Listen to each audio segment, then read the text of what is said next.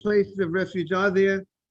Where are they? So the Mishnah said there are six places of refuge.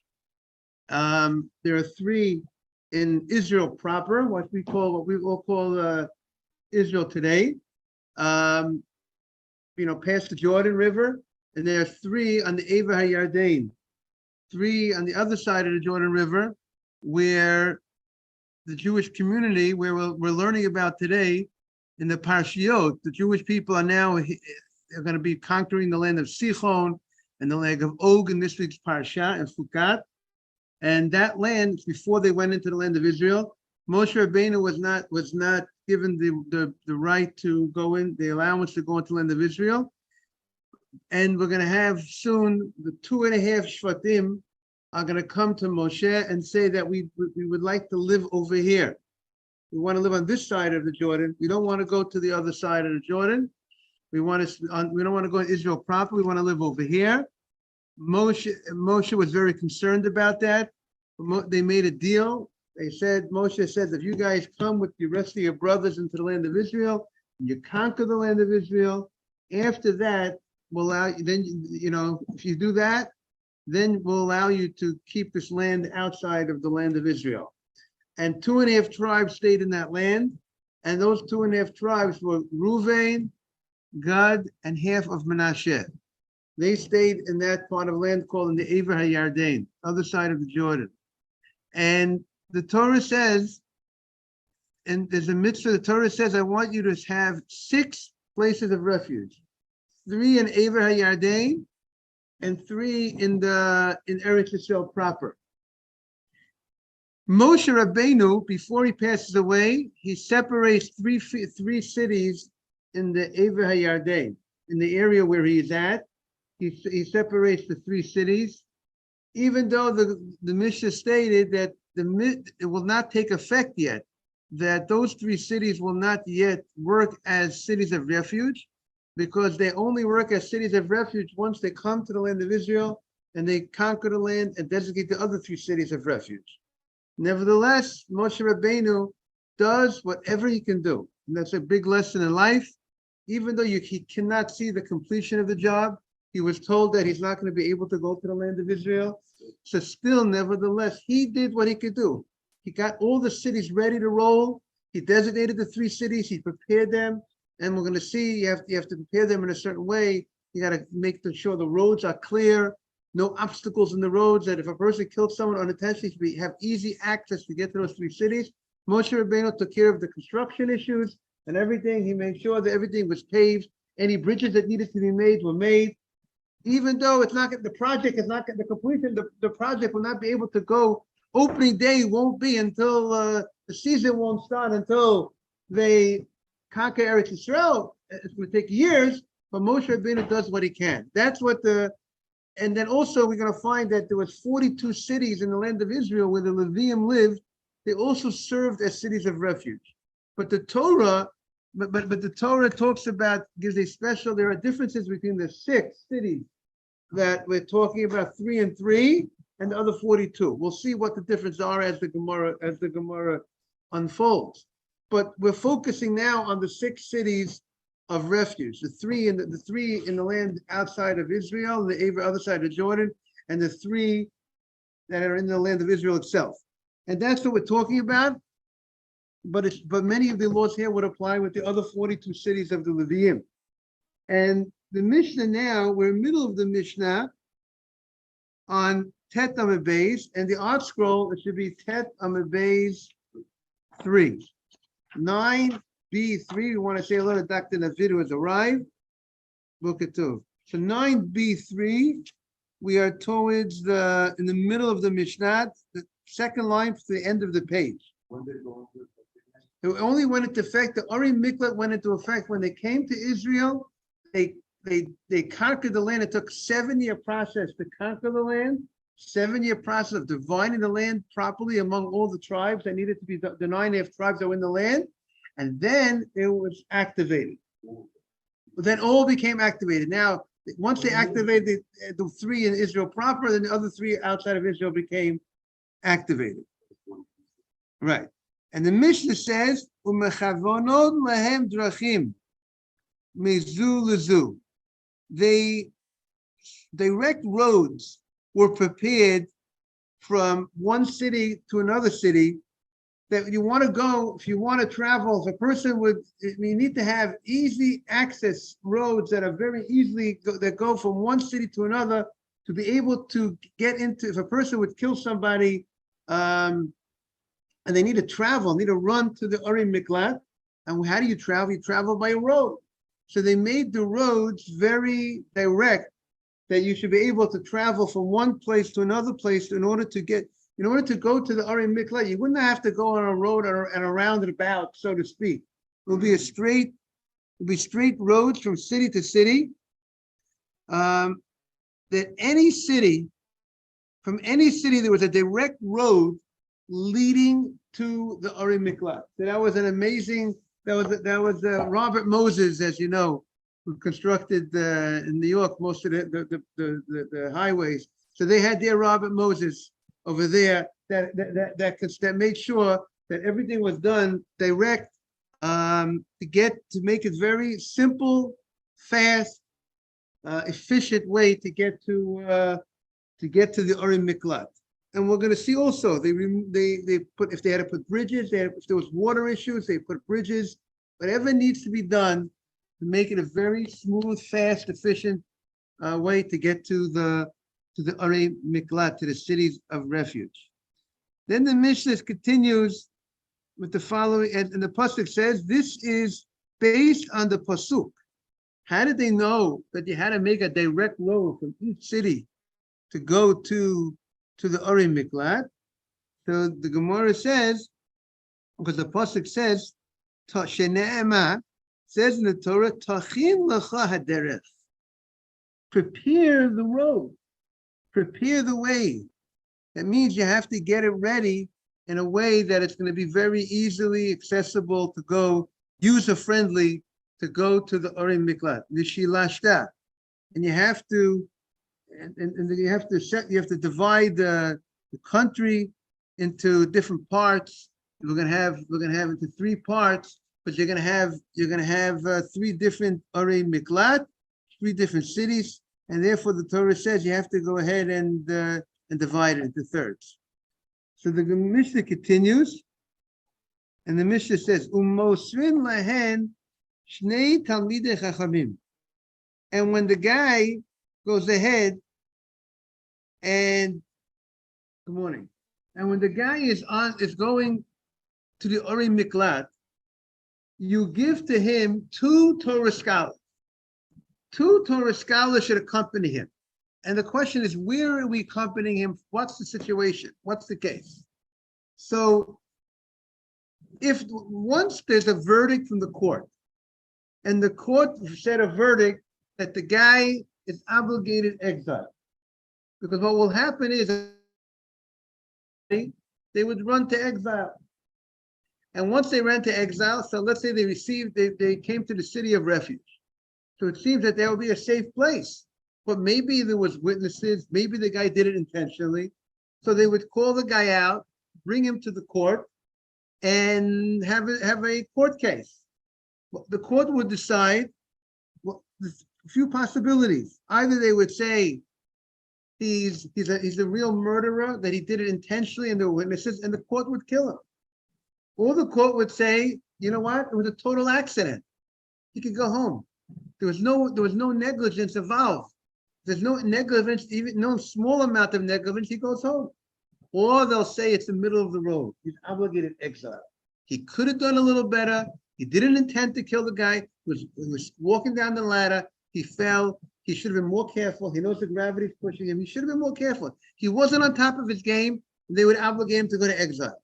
So that's, but now, once the court says he goes to exile, at that moment, he's obligated exile. The Goel Hadam, the relative, technically would have a right to kill him at that point before he reaches the city of exile. Before he reaches that trip from the court to the city of exile, the Goel Hadam, the close relative of the victim, we technically have a right to kill him, but we don't want him to kill him. So what do? We send along, we accompany him with 2 Torah scholars. And the 2 Torah scholars are going to be there to talk to the Goel Hadam, to talk to that relative who feels the great loss that their relative was killed, and tell them, please don't treat this guy like a regular murderer. This guy did it, it's unintentional. That's what the Torah scholars would go ahead and encourage. And hopefully by seeing Torah scholars, rabbis accompanying the one who killed unintentionally, that will help calm them, and they will not go ahead and he will not go ahead and kill this guy. Right, because at the end of the day, it would seem, since there was some level of negligence, he could have done better. So the Torah does give that allowance under such a circumstance for that close relative to actually kill him, even though we really would prefer that he shouldn't do it. He should control himself. And then if he ever leaves the city of refuge, then also he's subject to the wrath of the Goel Hadam of that relative. So that's what the Mishnah says. Mishnah says, Mosim lehem shnei. You with me, Dr. David? Moser means to give over. You give to him. Mosim lehem shnei talmidei chachamim, 2 Torah scholars, shema yahigenu b'derech. Because perhaps the relative is going to want to kill him on the road. We don't want that to happen. The Yidabru elav, and these 2 Torah scholars will speak to the relative to calm him down, not to kill the guy. Now, some say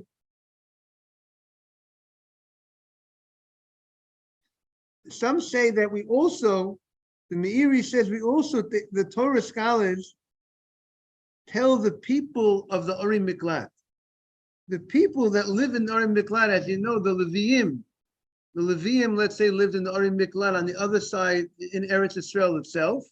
And in Eva Yarden, the 2.5 tribes, Gad and Reuven, half Menashe, they live there. But now, how are they going to wheel and deal with this person? How are they going to wheel and act towards this person who now moved into their neighborhood? This person killed unintentionally, and now he moves into their neighborhood. So the Torah scholars would go ahead and talk to them and say to them, don't treat him like a murderer and disgrace him. Be relaxed, be nicer to the guy. It was unintentional. That's also a point that serves by the Torah scholars talking to them.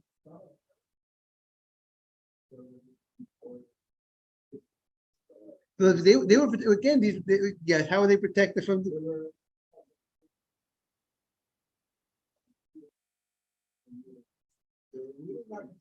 right. So it's a good point. Meanwhile, if the guy fell off the ladder, there was no intent to kill. So the fact that now he moves into town, it's not that you're having a bad neighbor that's real. You're living with really bad neighbors, but these are not really murderers. There was no intent to kill.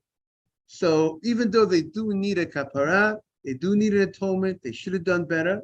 But it's not like you're living with wicked people. But Dr. Navid's question is going to be a good question also because we're going to see that everybody ran to Ori Miklat. Even the murderers who killed intentionally, they ran because if they would want, either they would run there first, then the court would call them out, take them to court and see, do we have witnesses? Was it done intentionally or not? So usually the court will be held in the case where the murder happened. Those are where the places where the murder happened. You have witnesses in that city. That's usually where the court case would happen. So Rameir disagrees. He says, so there's 2 different texts in the Mishnah, whether it's af hu medaba de atzmo or hu medaba de atzmo. That Rameir is saying either the Torah scholars don't talk. The Torah scholars accompany him on the road. But the one that does the talking is he himself. he himself talks on his own behalf. He tells that relative, he says, I did not mean to kill that relative of yours. He tells him directly. Or the other opinion, the other text is Rameya says, in addition to the Torah scholars talking to the relative, he also speaks to the relatives and he tells them. So that's two opinions in two texts in Rameya is saying. And Rameya has a pasuk that he understands this from. Shenema v'zed v'harotzeach. This is the word of the murderer. That the one who killed unintentionally, he says something, he tries to explain himself, to say, I did not mean to kill the person's relative. And that's Rameya. But we're going to see in the Gemara that the Gemara says that many things could be accomplished by a messenger more than sometimes a person themselves. Sometimes better, and a different party, a third party, as they call it, will speak on the person's behalf. Like Mr. Safdie said, it could be that the relative does not want to hear. They don't want to hear from the person who did such a thing. They would be more inclined to hear the Chacham, the rabbi saying, you know what, the Torah does not really, God really would not want you to kill him. Best don't treat him like a murderer. Meaning, even though you might have a right to pull the trigger on the guy, Torah did not forbid you to pull the trigger on the guy, but don't treat him like a murderer. And let him go to the city of refuge, let him live there, and I'll stay there until the Kohen Gadol passes away. Let him be there. There is justice being served in a certain sense. He's going to have to relocate his life. His whole life will have to relocate. He has to move out of his town. He has to move to the Orim Miklat. He has to move to the city of refuge. And that's a whole change of life. So maybe that's how they would talk then. And it's a whole city. There'll be a whole city. There'll be Levium. There'll be role models for the guy to learn from the town that he's going to go to. And he'll learn from, he'll be in a town of holy people, the Levium. And as a result of that, he will have a more different attitude towards life. And he will never take such risks in the future. He will never do anything which would have any level of negligence when it comes to someone else's life. It's a rehabilitation place. The Orim Miklat is a rehabilitation place. He's with, and I presume he's with his, it's also rent-free. It's rent-free. Those the 6 cities of refuge are rent-free. Doesn't have to worry about his rent. He doesn't have to pay for a dirah. Most probably, and he's hanging around with the rabbis. The whole town is a town of rabbis. He moves into the town of Levium. Does it say, Rabbi, does it say anywhere who paid for the Arei Miklat? Is it like a government from the taxes? So I think that the cities of the Levium were given by Yeshua when he designated the cities. These were cities were given to the people, to the Levium.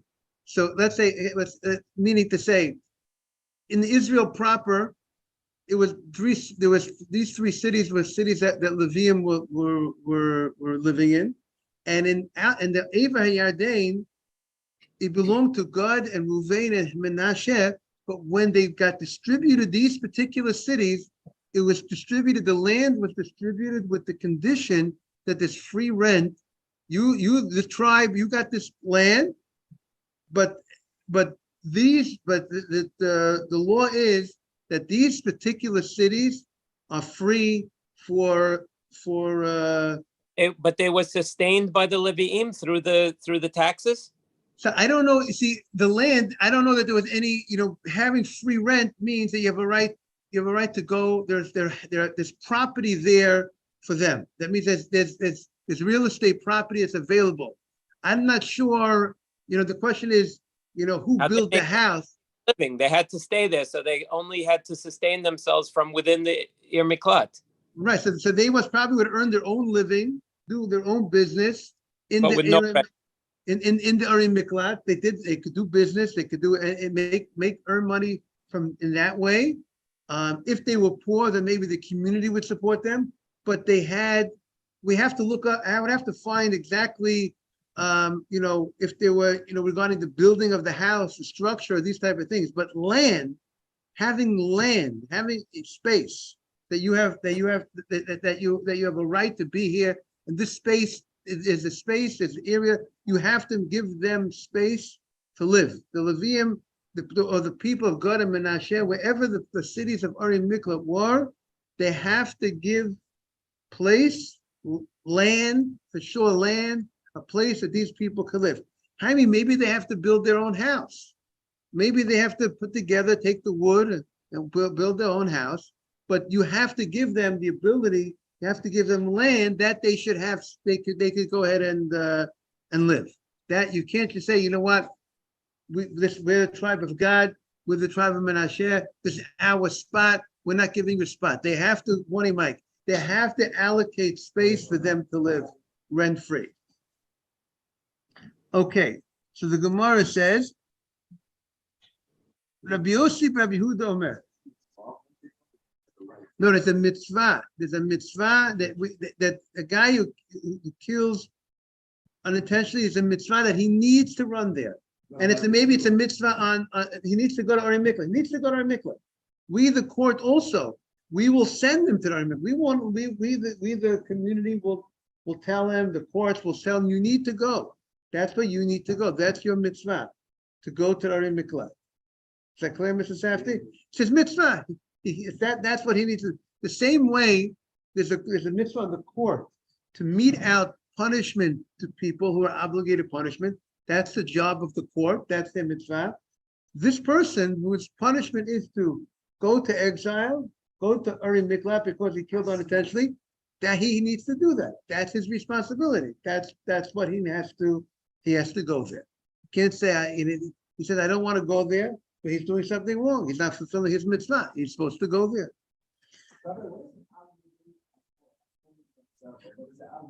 Through his own self, through himself, like his own hands, he has, meaning there means here, to himself, the one who did the murder unintentionally has to speak on his own behalf. That's the opinion of the mayor himself. Either through the hands of himself. Now, Rabbi Yossi, Rabbi Yehuda Omer. Rabbi Yossi, Rabbi Yehuda is of the opinion, the following opinion. B'tchila, in the beginning, before they go to court, what happens? What's the sequence of events? Before they go to court, echad shogeg, whether a person did an unintentional act, echad mezid, whether a person did an intentional act. Where do they run? Magdimim l'Ari Miklat.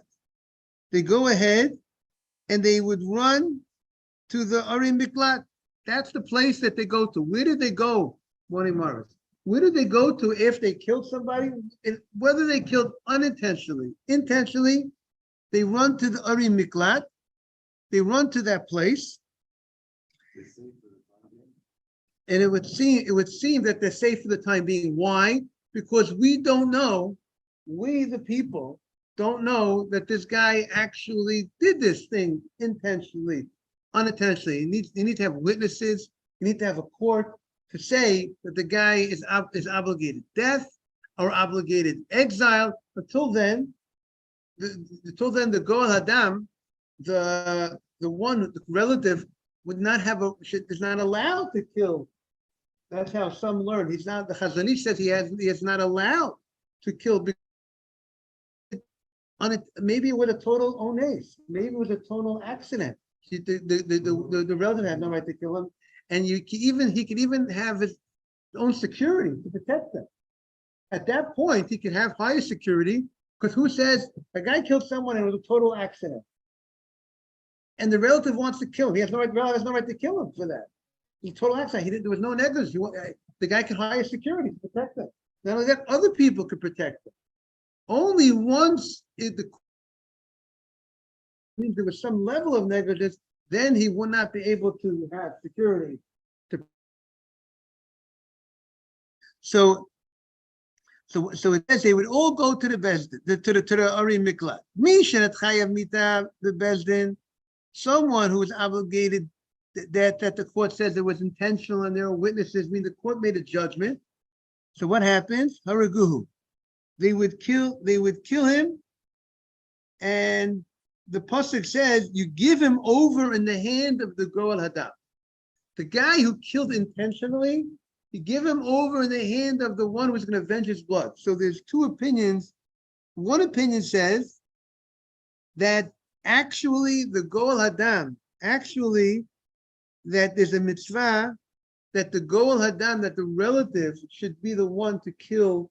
The court will have the relative do the killing if the guy killed intentionally. And the Meiri says, others say no, it's the court that will kill the person. Even though the Torah says you give him in the hand of the Goel Hadam, it doesn't mean literally the hand of the relative, but it means that the court will be fulfilling the desire of the relative. So there's two different opinions on that. The Gemara continues. See, I would say, how could you trust the relative to do it the right way? The execution, whatever the execution is. Let's say a guy is chayav to be killed by the sword. If he went ahead and he murdered someone intentionally, but I would be concerned that the relative might not do it maybe there's a certain way to do it, how to do it, and maybe he would, I would be hesitant. I mean, personally, but we have to know what the halacha is. But maybe, to have the Goel Hadam, that relative, do it.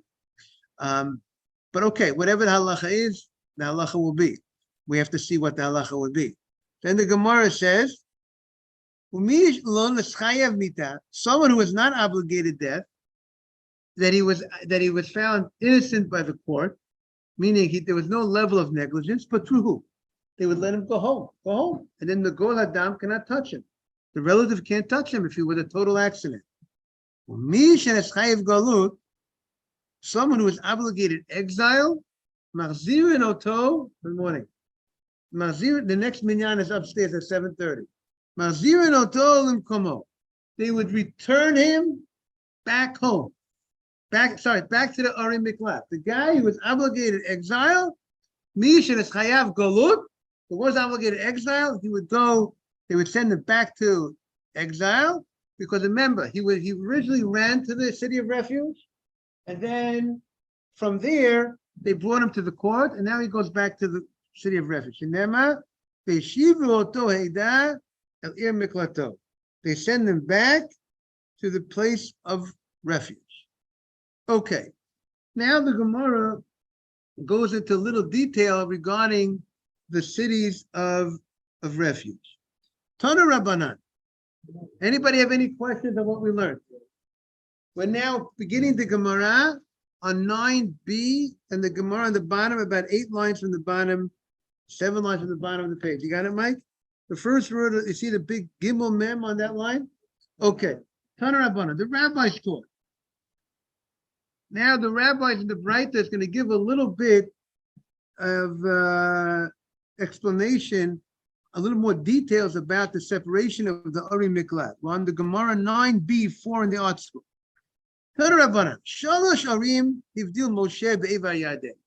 There were 3 cities. Moshe separated on the other side of the Jordan. Ukinegam, and corresponding to them, Hivdil Yoshua. Yoshua, when he brought the Jewish people into Israel, he designated, after he conquered the land and divided the land, he separated 3 cities of refuge as well. These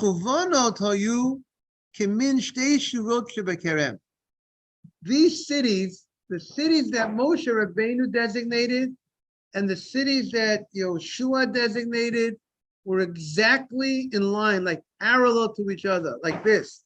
Like you have 2 rows of a vineyard. They were like facing each other. If you would be looking on this side of the Jordan, this side of Israel, you'll have the cities of Moshe, Yoshua, Moshe, Yoshua, Moshe, Yoshua. That's how they did it. Exactly in that way. And now the Gemara identifies how they were divided. Chevron Sheb Yehuda, they said it in a way that it was on the same line, so to speak, parallel to each other. If you would be on this side of the Jordan River, and you would be on the other side, I don't know if you could see it, it's maybe too far to see, but they were actually in the same line, parallel to each other. Betzah Chevron Shebihuda, the city of Chevron, the famous city Chevron, which is in the portion of Yehuda, that was Keneged Betzer Shabamidbar. That was parallel to the city of Betzer, which is mentioned in the Torah, that Betzer was designated by Moshe. That was parallel to Chevron. Shechem, the city of Shechem, which is Har Ephraim, the mountain of Ephraim, as you know, Shechem was the city that Yaakov says to Yosef, I'm giving you giving you an extra, you're getting extra double portion, and I'm giving you Shechem. Yosef was given the city of Shechem. And as we all know, Shechem. And Ephraim, Yosef had two sons, Ephraim. So Shechem is in the portion of Ephraim. So Shechem, which is Bahar Ephraim, which is the mountain of Ephraim, Ramot Bagilad. That was parallel to the city of Ramot that was on the other side of the Jordan. That was Shechem, parallel to that city. And Kedesh, Shebahar Naphtali, Kedesh, which was in the portion of Naphtali, in Israel proper, was Keneged Golan Sheba Bashan. It was Golan that was in Bashan, the place of Bashan. That was Og Melech HaBashan. We're going to learn this week's parsha is going to be the defeat where Moshe Rabbeinu is going to defeat Og. And in the country of Bashan was the city of Golan, and that city of Golan was designated as a city of refuge, and that was parallel to the city of Kadesh.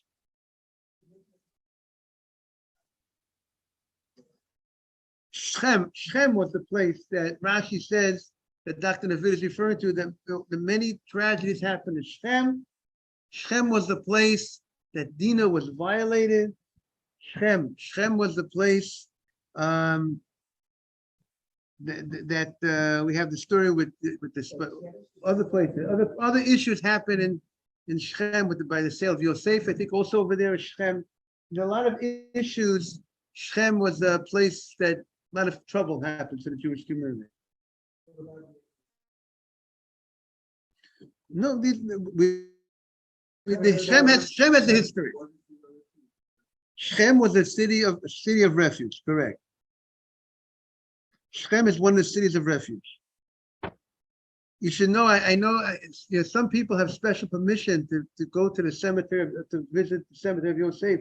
You have to get like special permission from the government years ago to go there. Oh, they went. Okay. Mike says that people went to visit by Yosef. You have to go with an armed, very, it has to be very planned out. It's very dangerous. You can't go. They got attacked? Even terrible. Okay. Now, Vishilashta. It says you got to divide up the land. Sheyu Mishulashim. You have to, the three cities of refuge have to be divided properly. Sheyeh, that it should be Dorom, from the south of Eretz Yisrael, Dorom, Lechevron, the same distance from the south of Eretz Yisrael to Chevron should be from Chevron to Shechem. And from Chevron to Shechem should be the same amount of distance, Meshchem Kadesh, equal distance. Meshchem Kadesh, it should be Kadesh the Safon. So the Gemara says there should be, what's going to happen is there's going to be an equal amount of space that we're going to Israel. We're going to divide those three places. There's the point of why these are the cities of refuge, why Yeshua designated these three cities in Israel to be cities of refuge, and they were divided in a way that there should be an exact same amount of distance to travel from one city of refuge to the other city of refuge. They covered an equal amount of land. The Moshe did it. This is Israel proper. That was the Yeshua. This is the Yeshua went ahead and he designated. They divided. Yes, they divided the cities of refuge. The cities of refuge were third apart. Exactly. So we have to see the pasuk by the Yarden, by the Ever Yarden. This pasuk,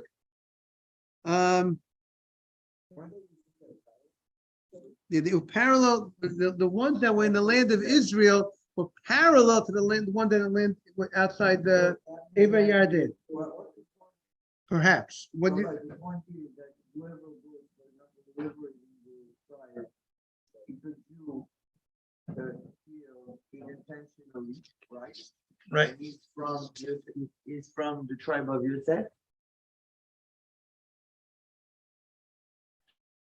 So he goes to the Yosef territory. Is that why? No, he can go anywhere. Technically, a guy could go anywhere. Anywhere. It's not. You have a ticket anywhere. The guy who killed unintentionally can go any one of the 6 cities. So what's the point of But the point is we want to make it equidistant so that it will be each wherever the murder happened, the amount that if we spread out the place of refuge over an equal distance so that people will have, you wouldn't have to travel further.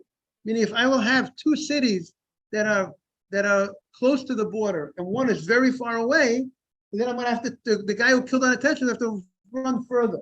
But the fact that